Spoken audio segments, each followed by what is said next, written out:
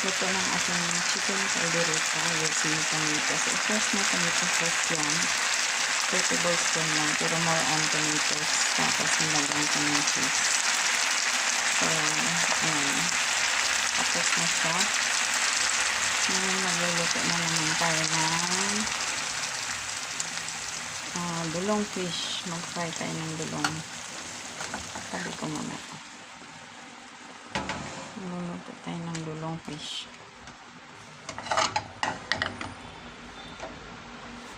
So, dito meron akong oil. Painitin lang natin sandali. Meron akong mixture ng dulong dito, guys.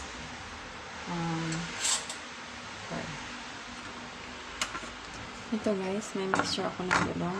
Ang mixture nito ay dulong fish. Dulong fish yung pinakamaliit na isda. Smallest fish in the market. Halos singhawig siya sa hipon na ginagawang alamang.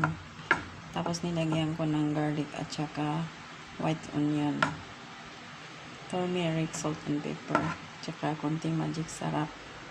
May konting milk, 1 whole egg, tsaka konting cornstarch to bind. So, pwede na siguro ang luto. Parang mainit yung ating pan. I'm sorry, guys.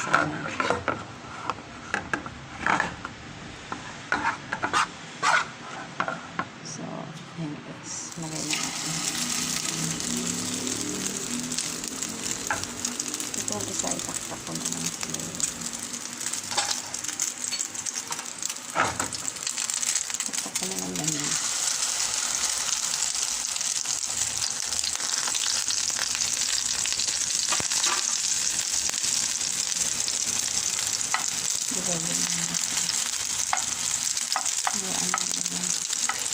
So, nagawa na ako dito, guys. Yan, nagawa na ako dito. Yan. Kaya naging dilaw yan dahil merong turmeric powder. I forget pala, merong paprika din. Paprika powder.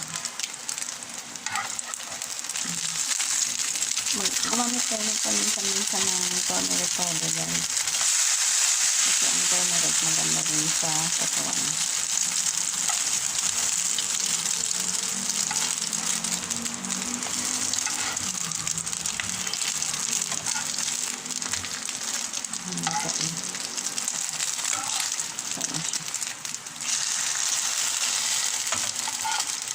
Ilagay na natin dito. Ganyan lang kadali lutuin tong isda na to.